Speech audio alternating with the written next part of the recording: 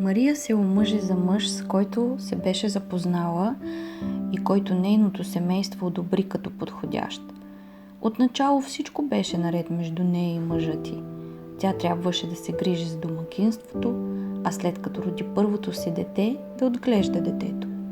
Скоро започнаха проблеми.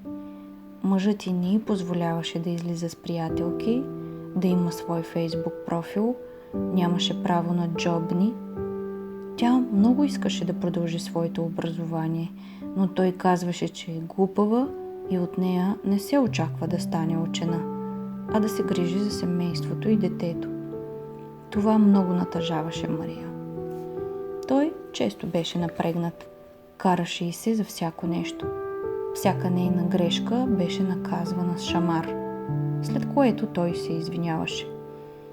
Скоро след извинението обаче, отново се стигаше до шамар. По-късно шамарът се превърна в няколко. Старите синини още не бяха излекувани и тя трябваше да крие нови следи от случващото се с нея. Мария не говореше за случващото се с никого. Тя трябваше да стои в дома им, да гледа детето и да търпи. Един ден мъжът й се прибра много по-ядосан. Скара й се, че детето плаче, удари я, след което пак и пак. Детето стана свидетел на поредния побой. Мъжът й изчупи ръката, но й забрани тя да търси лекарска помощ. Мария прикри нараняванията си, докато напълно се излекува. Отново не сподели с никого. Срамът я спираше да потърси помощ или просто подкрепа от близки и приятели. Приятели, с които отдавна не се виждаше заради ограниченията, които търпеше от мъжа си. Един ден, след поредния скандал и побой, тя се приближи до детето си, но то се сви. Беше свидетел на много от ударите, беше чувало много от думите на омраза и се плашеше от родителите си. Тя осъзна, че детето притихва, когато баща му е в стаята, но вече се плашеше и от нея. Това не трябваше да продължи. Тя трябваше да направи нещо, за да не живее в страх детето й. А и тя се страхуваше за живота си. Обади се на приятелка, която беше социален работник. Разбра какво я очаква, ако избяга от него. Несигурния живот сама да се грижи за себе си и за детето си. Не работеше, нямаше финансови средства за временен дом, в който да живее с детето си, докато си стъпи на краката. Но тя беше майка и трябваше да спаси детето си и себе си. Беше направила първата крачка. Беше споделила за случващото се от години с нея, с друг човек.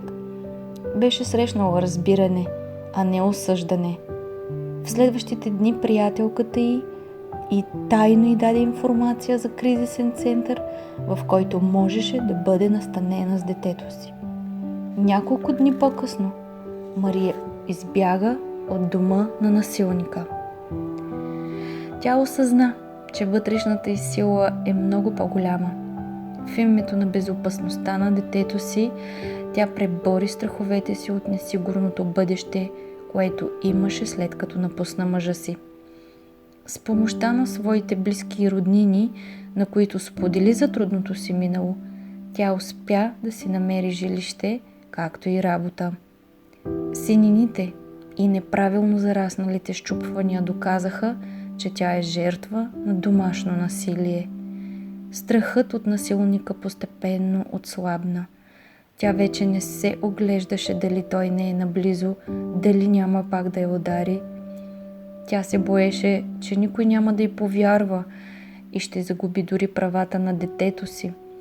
Отначало мъжът й искаше да й отнеме детето, отричаше да е причинителят на счупванията и белезите, но накрая се разбраха. От време на време и той виждаше детето.